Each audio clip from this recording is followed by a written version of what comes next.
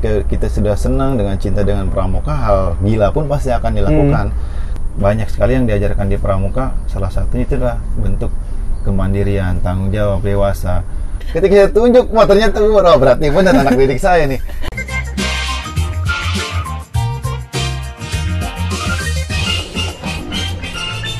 Kak, lu ada nggak trik atau tips buat jadi pembina yang baik? Terus lu bisa pembina itu bisa eksis sampai sekarang gitu. Kayak lu aja gini Kak. Ada nggak tips dan triksnya? Sebetulnya kembali pada diri kita sendiri sih. Jadi kalau misalnya kita pengen awet, terus kemudian juga pengen tetap bisa eksis di dunia pramuka, ya kembali lagi ke jiwa kita.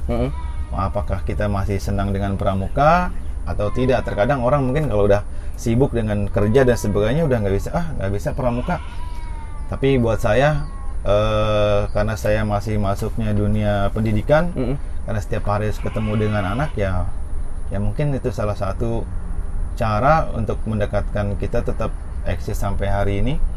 Karena kalau misalnya kita sudah, biasanya kalau udah sibuk ya susah. Tapi kalau misalnya kita tidak punya rasa kecintaan pengen mengembangkan pramuka, cukup hanya ikut-ikutan aja, ya saya yakin nggak akan pernah bisa bertahan lama.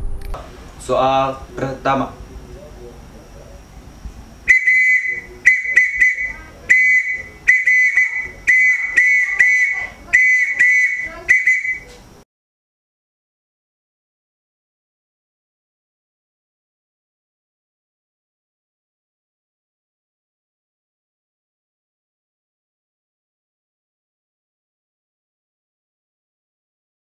berpikir berkembang menurut lo penting nggak Kak buat pembina pramuka? Saya rasa untuk zaman sekarang ini penting ya, karena kita juga harus bisa ngikutin zaman yang pertama era teknologi juga. Terus juga kita mungkin sifat watak anak dulu dengan sekarang juga beda. Makanya untuk pembina ya untuk mengembangkan pengalaman atau pengetahuan dan sebagainya, itu saya rasa cukup lumayan penting. Cukup ya. Ada lagi nggak Kak, selain harus nyaman dan harus berkembang variatif? Sebetulnya mungkin yang perlu dikembangkan adalah gimana caranya atau inovasi. Kita pramuka itu jangan sampai monoton itu aja.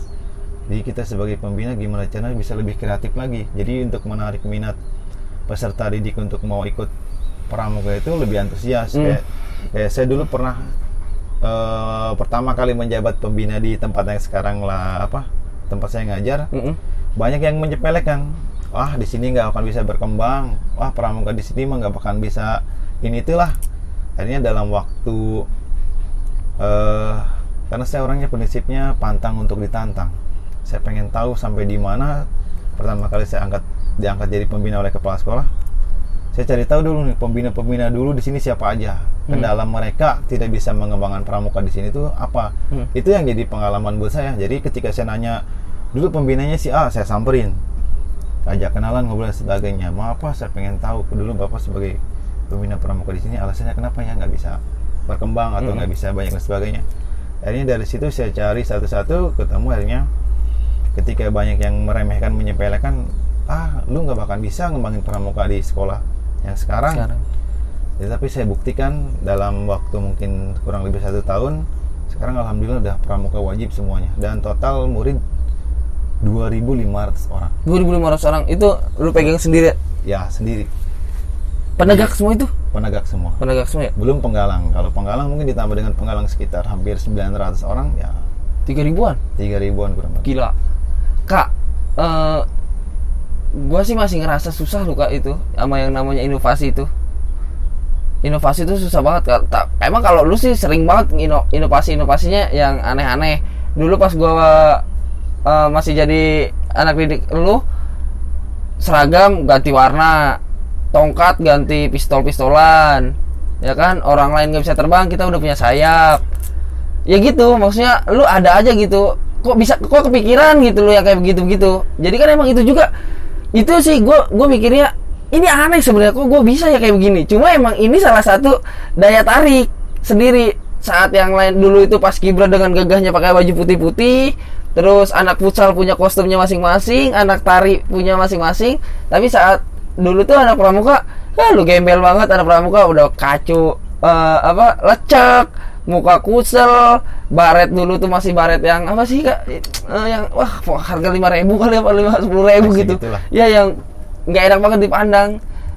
Itu menurut gue paling susah sekarang tuh inovasi, karena ya gue ngerasain sendiri, gue banyak banget berinovasi, banyak banget ngelihat orang inovasi, cuma sulit berkembang gitu juga, sulit ngembangkannya juga.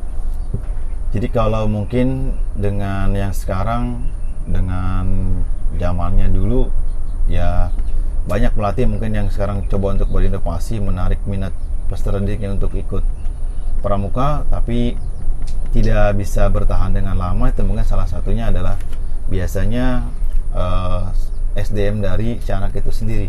Kalau dulu mungkin anak dengan seragam biasa aja, terus kemudian ngeliat yang wah, udah langsung matanya, wah gue pengen kayak gitu, gue pengen kayak gitu. Banyak juga yang ketika pada saat kita promosi dengan seragam yang nyeleneh atau yang atributnya rame, terkadang kita di sekolah SD sebenarnya, saya ketika nanti mau SMP mau masuk ke sekolah itulah pramuka seragamnya begitu. Tapi karena sekarang udah umum, rata-rata hampir semua punya, jadi orang udah ngelihatnya udah nggak aneh, udah yang mungkin ketika gue pakai Wipolet contoh, macam-macam begini segala macam, sekolah yang lain punya yang lebih macam lagi, itu terus lagi yang ada apa persaingan. Kalau dulu kita tujuannya atribut itu untuk menarik minat peserta didik untuk mau ikut pramuka, tapi kalau sekarang kebanyakan untuk hanya untuk gaya-gayaan, siapa yang paling wah gitu kan. Betul. Tapi kalau dulu ketika zaman saya membina itu gimana caranya anak mau ikut pramuka, karena susahnya luar biasa. Tapi kalau sekarang ajangnya mungkin gaya-gayaan, ada gengsi, wah gue punya kayak gini, gue kayak gini, teman.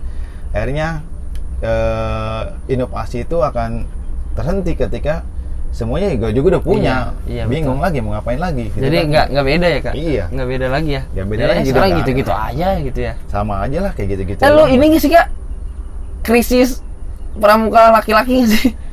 Kalau dulu dari zaman saya penggalang pun sampai hari ini sebagai pembina, yang namanya laki-laki itu agak susah. Agak susah ya? Agak susah. Cuma gini kak, gue potong lagi. Kenapa banyak pembina laki-laki daripada pembina perempuan? Ya, justru makanya juga aneh. Ya kan? Ya, sedangkan ketika waktu latihan putri di mana-mana udah wah, penggalang putri, muka putri 40-1 loh. Pas angkatan saya itu ceweknya 20, cowoknya cuma bertiga. Sekarang itu ya itu tadi, kalau cowok mungkin udah eranya pergaulan, main, terus kemudian juga udah banyak klub-klub dan sebagainya. Ya beda dengan dulu. Kalau sekarang udah anak nongkrong inilah segala macam lah, jadi agak susah juga. Tapi tergantung kita mau bawanya kemana sih sebetulnya. Karena saya pun di tempat yang sekarang hampir 50-50 antara laki-laki dengan perempuan. Terus kemudian juga ketika yang pramuka wajibnya itu tadi, hampir semuanya gimana caranya laki-laki banyak, perempuan juga banyak. Emang kita kendalanya rata-rata di semua pangkalan lulus depan pasti krisisnya laki-laki, susahnya luar biasa. Jadi kalau misalkan sekarang udah ngelatih mau nyari cowok 5 orang aja susahnya luar biasa, harus main cabutan karena itu tadi, karena tidak punya rasa senang dan suka dengan pramuka. Jadi mau diapain juga, mau dipaksa seperti apa juga susah. Makanya ketika siapapun kakak-kakak semuanya yang latih, buatlah mereka senang dulu, nyaman dulu dengan pramuka. Ketika sudah nyaman, senang dengan pramuka, saya rasa mau jam berapapun suruh kumpul, saya yakin kumpul. Jam 1 malam kumpul pasti. Kumpul. Kayak dulu mungkin pengalaman Kak Ariswa dengan teman-teman yang lain mau berangkat lomba, sampai ngejual HP cuma hanya buat berangkat doang gitu kan. Ngebela-belain bolos dan sebagainya, ngebela-belain pramuka. Karena kenapa? Udah senang dengan pramuka, udah cinta dengan pramuka. Kita mau ngapain aja, harta benda dikorbankan juga gak jadi masalah. Yang penting gua senang gitu kan. Tantangan dari orang tua dan sebagainya juga udah pokoknya dilewatin aja pokoknya. Tapi kalau beda dengan sekarang, kena getak sedikit udah balik kanan, nggak balik lagi. Ya kan, makanya kalau kitanya nggak kreatif, monoton begitu-begitu saja, ya pasti saya yakin nggak akan bisa berkembang.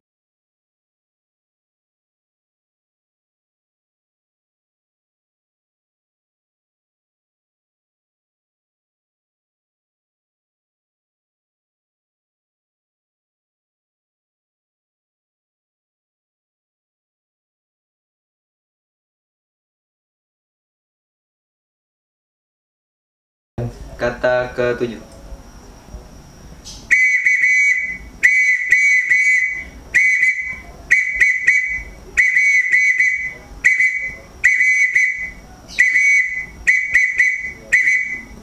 Kata ke-8.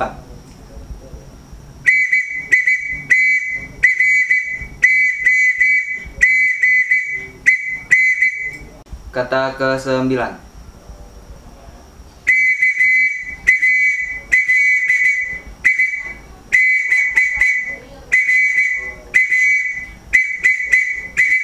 Oh iya kan, dulu tuh gua kalau inget-inget dulu tuh ya, pramuka gua udah SMA tuh Kak, udah SMA. Tapi kita kan namanya alumni masih sering nongkrong ya di sekolahan. Kalau ada yang latihan kita masih tetap nongkrong.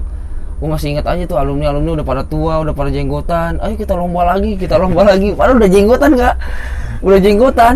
Maksudnya ya serem lah, lu lomba apaan gitu kan ya. Nyampe bener itu Kak, kita kumpulin semua alumni yang mau berangkat. Ada yang berewokan, ada yang tinggi gede udah jadi buser. Ya udah macam-macam lah itu mah. Lomba tuh kita ke Tangerang Kak ceritanya. Itu kita masih belum terlalu dekat sama Kak Adi. Dan kita juga bodohnya kami itu yang waktu itu ini dulu konfirmasi kalau kita mau berangkat, jangan bilang kalau kita ini anak SMA semua. Itu dia. Akhirnya kita berangkat tuh Kak. Pos 1 kita masih menang Kak. Nilai tertinggi, yang lain nilainya cuma 20. Kita doang yang nilainya 100 menurut Sandi. Tiba-tiba ditunjuk lah sama Kak Adi. Karena kita takut tuh. Dulu karena kita takut, akhirnya udah bubar Dan di situ mungkin masih banyak orang-orang yang mempertanyakan yang mana mana nih pasukan yang pakai topeng semua. Gitu Kak. Itu pengalaman yang seru banget. Yang mungkin yang nonton pun belum tentu ini Kak ngerasain hal-hal kayak gitu. Kita udah SMA, ngebela-belain pengen ikut lomba, nyari seragam, pinjem sana pinjem sini. Kak, dulu tuh ada yang gede banget badannya, 2 kali lipat dari Kakak. Itu susah banget cari seragamnya. Kita ngebela-belain, ngangkot sana ngangkot sini, nyampe kita beli penutup buat maling itu Kak. Itu demi buat ya nutupin berewok dan jenggot gara-gara nggak mau dipotong. Karena kalau dipotong lucu banget orang. Akhirnya kita berangkat aja lomba dengan latihan yang 2 hari apa 3 hari gitu. Kita latihan di lapangan Citra itu, kita lomba ke Tangerang. Mungkin kalau misalkan kita nggak konfirmasi terlebih dahulu, itu kita jamin kita juara umum. Karena ya wajar lah ya, anak SMA ngelawan anak SMP pasti juara umum. Karena ya yakin lah itu mah. Karena itu kita takut nama baik kita kena, takut nama baik Kak Hadi kena, takut nama baik alma mater sekolah kita kena. Akhirnya kita ini bubar dengan ini hormat. Ya saya juga sempat waktu itu kan, waktu masih saya ngebina di SD Sukaharja 3 waktu itu masih ikut berangkat juga, dengan mau ditutupin topeng kayak gimana juga ketika pada saat main dia dan sebagainya. Saya hafal kalau itu anak didik saya. Makanya saya bilang ini kayaknya kenal kayak saya bilang wah, ketika dideketin kok menghindar, wah udah pasti nih anak buah gua nih, anak-anak nih, jangan nih. Saya pengen tahu ketika pada saat mau berangkat ke pos apa tuh? Pos 2, pos PBB Kak. Pos PBB. Saya bilang nih anak datang nongol. Saya pengen tahu nunjuk bubar nggak nih ya? Ketika saya tunjuk, wah ternyata bubar. Oh, berarti benar anak didik saya nih. Soal keempat.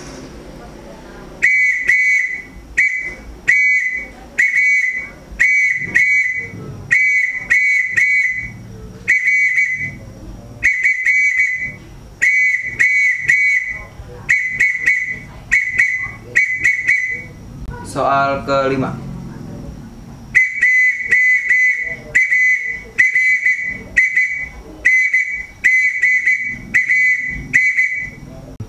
Soal ke-6.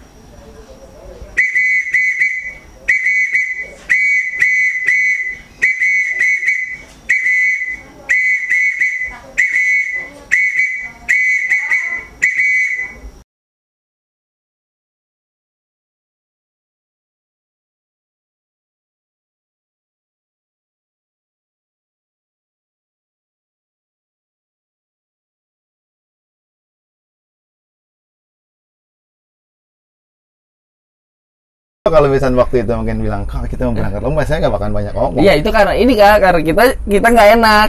kan kita posisinya ya udah tua-tua kan ya. Saya udah kelas 1 SMA, yang lebih tua udah lulus kan, udah semester 1 kuliah. Udah semester 1. Ya udah pokoknya udah, itu udah ngaco-ngaco karena emang kangen sama pramuka, kangen. Ya akhirnya itu deh. Ya, begitu. karena itulah tadi saya bilang ketika kita sudah senang dengan cinta dengan pramuka, hal gila pun pasti akan dilakukan. Kita nggak peduli usia kita udah tingkatannya apa gitu kan, harusnya udah jadi pembina mulai ikut jadi lomba penggalang kan gitu. Ketika pada saat saya juga banyak yang nanya ke saya, itu penegak kali ya? Nggak tahu saya, penggalang kali, cuman anak pondok kali itu mah. Masa gede-gede kan amat kita ngakunya deh serang Kak. Mas saya bilang wah, cuma saya udah padahal udah tahu nih anak didik saya nih, jangan-jangan. Kita itu angkatan saya itu emang ini sih. Ya mungkin emang diajarin sama Kak Hadinya, diajarin nggak bener. Jadi pemikiran kita semakin liar. Dulu tuh ada satu yang sekarang mungkin lagi hilang arah dan tujuan Kak. Coba mungkin kalau dia masih ikut jalan yang lurus, itu mungkin sekarang nama dia udah besar banget dan mungkin udah terkenal juga. Pembina maksudnya kakak kelas saya sering ngajak saya. Nyampe saya diajak ke Sumedang Kak, muterin Gunung Tampomas coba. Lomba penggalang, lomba lintas alam itu saya muterin Gunung Tampomas 2007, nyampe betis pada gede-gede. Dari Kalideres jalan sampai Cikupa gara-gara gak punya duit. Itu pulang dari lomba Sumedang. Sebenarnya kata saya, lah ini gua hobi, bukan kata gua. Ya kayak ini sih Kak. Maksudnya ya udah cinta ke pramuka itu tapi berlebihan. Jadi apapun kita hantam-hantam aja, saking pengennya gitu, saking pengennya. Akhirnya dari situ kita ngerumusin lagi ke Kak Handika, gimana kalau kita alumni bikin grup baru, nggak usah bawa nama sekolah tapi bawa nama ini aja. Jadi kita semakin liar gitu Kak berpikirnya. Kalau misalkan inovasi-inovasi itu dibentuk, ternyata emang benar-benar ya buat kita secara pribadi pengalamannya nambah, walaupun emang sedikit salah ya, gitu Kak. Betul. Jadi kalau misalnya gitu ketika kita mencetuskan satu ide inovasi itu sebetulnya tujuannya gimana caranya sih anak tuh senang dengan pramuka. Tapi kalau misalnya kita nggak begitu, nggak sedikit agak melenceng, ya saya yakin mau sehebat apapun, sekuat apapun nggak akan pernah bisa berkembang. Dengan salah satunya itulah tadi contoh mungkin Kak Rizwan atau kakak-kakak yang lainnya yang dulu pernah diajak atau dilatih dengan saya dengan gaya nyelenehnya, ya alhamdulillah sampai hari ini masih bisa bertahan. Cuma saya masih dendam Kak. Kalau iya Kak dendam soalnya. Ya jadi saya pun sama ketika dulu ngikutin pelatih kemanapun saya ikutin, saya saking pengen bisanya dulu dengan Kak Iwan, Kak Otoy dan kakak-kakak yang lainnya yang pernah ngajarin saya. Ketika saya salah sedikit dan sebagainya itu mereka udah ngomelnya luar biasa. Ketika dia bilang kalau lu hari ini nggak bisa, suatu saat nanti anak didik lu harus bisa. Nah saya berpikir udahlah gimana caranya, walaupun saya hari ini nggak bisa, gimana caranya suatu saat nanti anak didik saya harus bisa. Kayak dulu saya pernah pengen yang namanya lolos untuk tingkat ke nasional itu susahnya luar biasa. Ketika saya nggak bisa, gimana cara anak didik saya harus bisa. Saya nggak, anak didik saya yang udah membina nggak bisa, gimana caranya anak didik selanjutnya bisa. Akhirnya alhamdulillah dengan keseriusan, terus kemudian kita tetap mau belajar dan nggak pernah ngerasa puas untuk selalu mau belajar, akhirnya ya banyak lah yang berhasil untuk tembus sampai ke tingkat nasional dan sebagainya. Mungkin kalau sekarang ya bisa dibilang mungkin peserta didiknya udah bisa ngerajain kabupaten atau provinsi, ya salah satunya itulah. Jadi saya cukup hanya bisa bangga aja, ternyata apa yang saya ajarkan gak sia-sia. Adapun mungkin ketika dulu saya belajar pun sama, kemanapun pembina saya ikutin, kemanapun saya pelatih saya ikutin, karena saya pengen tahu sampai di mana sih pramuka itu seperti apa. Dan saya juga di pramuka awal mulanya ya itu tadi, bukan hanya nggak puas, nggak salah pramuka, saya pengen tahu ekskul yang lain. Saya coba di PKS, PMR, Paskibra, akhirnya kembali lagi ke seragam coklat karena saya berpikir gue bisa hadap kanan kiri itu dari pramuka. Kalau misalkan gue ikut ekskul yang lainnya, itu hanya ngembangin. Gue pengen belajar yang namanya pioneering. Saya belajar di pramuka, terus kemudian lari ke PMR tentang P3 dan sebagainya. Di pramuka juga diajarin. Akhirnya udah dirumuskan semuanya, udah seragam coklat aja lah. Karena semuanya sama aja. Saya ikut Paskibra diajarin baris berbaris, pramuka juga diajarin baris berbaris, ya kan. Terus kemudian ke yang lain-lainnya, PKS, patroli keamanan sekolah, senam lalu lintas dan sebagainya, di pramuka juga diajarin, ada Saka Bayangkara dan sebagainya. Akhirnya saya mutusin ya udahlah, pramuka aja, tinggalkan yang lainnya. Karena emang pramuka mah menyeluruh ya kak. Iya. Enggak, maksudnya ya salah satu organisasi yang ngajarin semua materi-materi di organisasi-organisasi lain gitu, Iya. bisa disebut gitu ya kak. Hampir semua, jadi ada di situlah. Apalagi gitu yang mau saya cari. Mungkin kalau sekarang kayak Saka aja perkembangan cukup lumayan. Iya. Dari dulu hanya beberapa Saka saja, sekarang udah cukup lumayan banyak. Jadi Dari ya, dulu bisa dihafal, sekarang nyampe nggak bisa ya, dihafal. sampai nggak bisa dihafal. Sampai mungkin nanti ada Saka Daek. Ya kan, gimana caranya gua ikut pramuka udah mau nggak pokoknya Saka Daek. Saka Daek. Jadi saking banyaknya mungkin dengan perkembangan yang sekarang, ya mungkin salah satu tujuannya kita gimana caranya bisa terjun ke masyarakat dengan sesuai kebutuhan, gitu kan. Kayak pertanian diajarkan gimana caranya, kedirgantaran dulu tidak ada, sekarang ada Saka Dirgantara dan sebagainya. Jadi kalau dulu hanya terbatas ketika saya ikut Saka pun hanya di Saka Bayangkara di Polsek. Kayaknya dulu Polsek itu penuh anak pramuka. Tapi kalau sekarang mah diajak ke Sakaan kayaknya udah repot.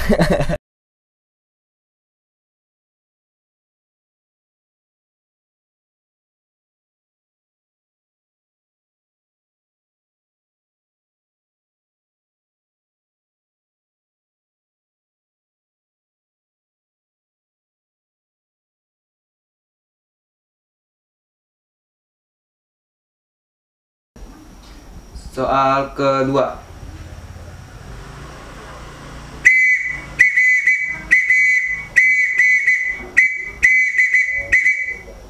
Soal ketiga.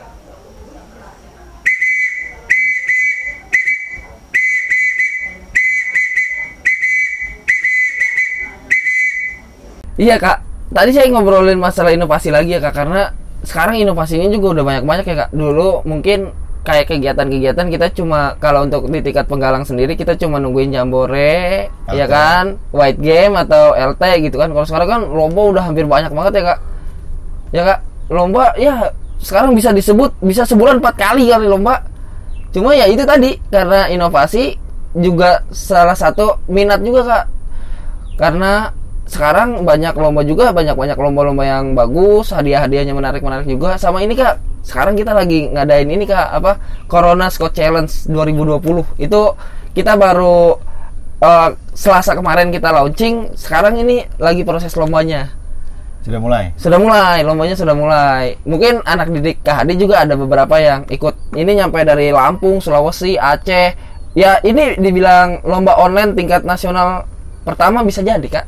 Namanya salah satunya itu tadi saya bilang, kalau ketika kita mau berinovasi, mau kreativitas, apapun pasti akan bisa dilakukan. Karena kalau tanpa kita ngandelin pramuka yang sifatnya lombanya manual aja atau secara pribadi datang, kita belum pernah yang namanya lomba secara online gitu kan. Tapi kalau misalkan dengan adanya terobosan seperti ini, berarti kan perlu pemikiran, inovasi. Jadi kita yang ke pramuka tidak jadi ada batasan, tidak ada halangan. Wah, pramuka di rumah nggak bisa lomba nih, sekarang udah bisa lomba tapi di rumah gitu. Nyampe kan. banyak banget antusiasnya. Nyampe banyak juga yang ngomong ke kami, masa pembina lawan anak Penggalang nanti pembinanya kalah gitu kan.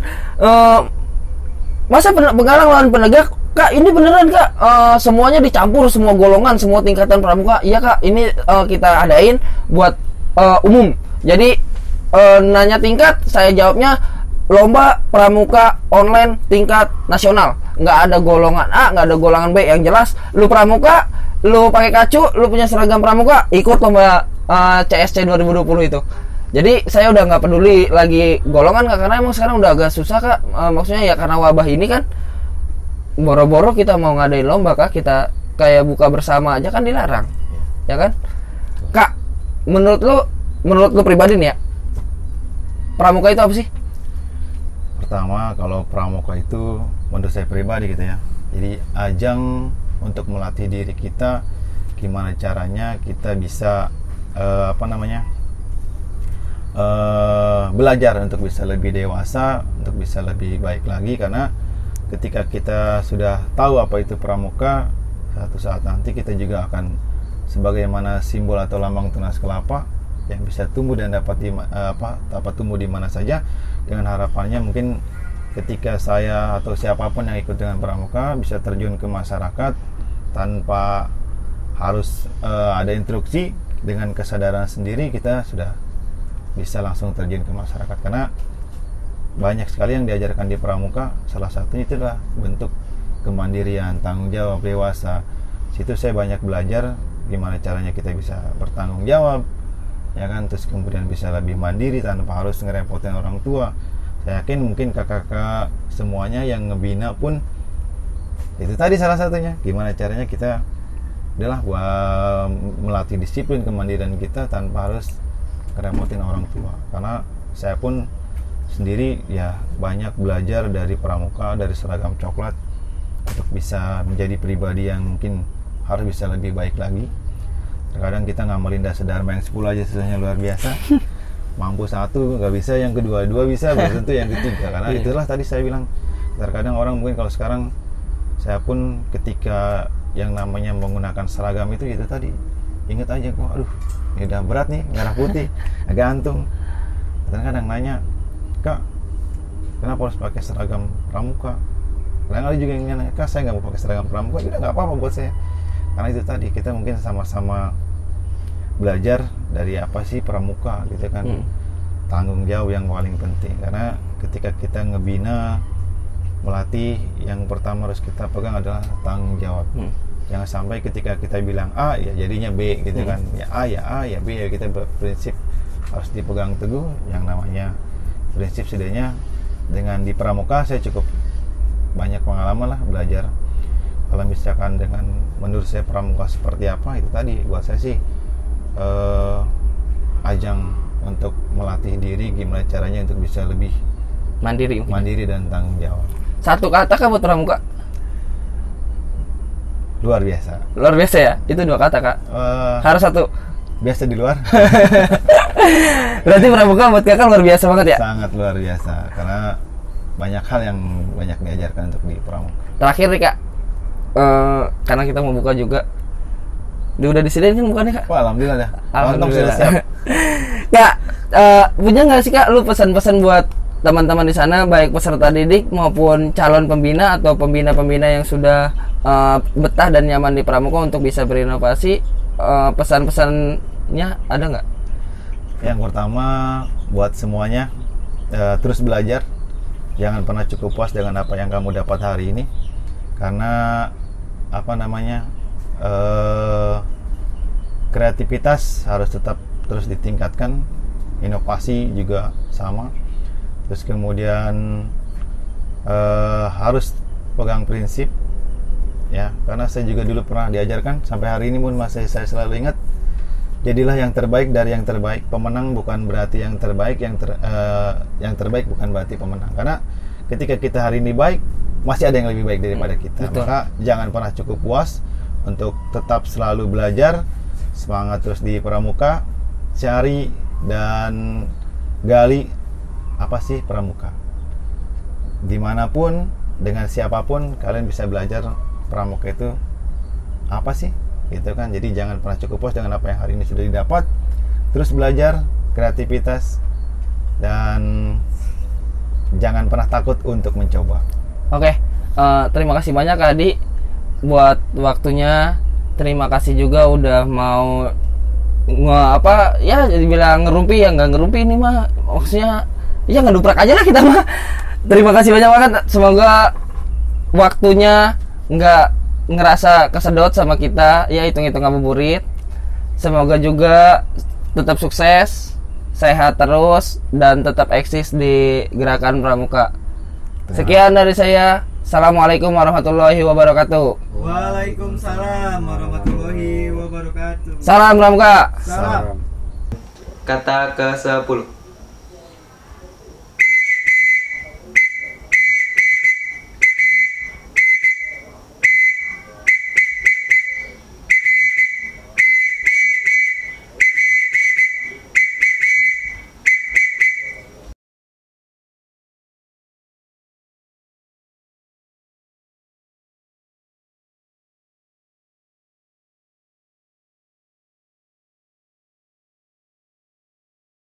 Tepuk pramuka.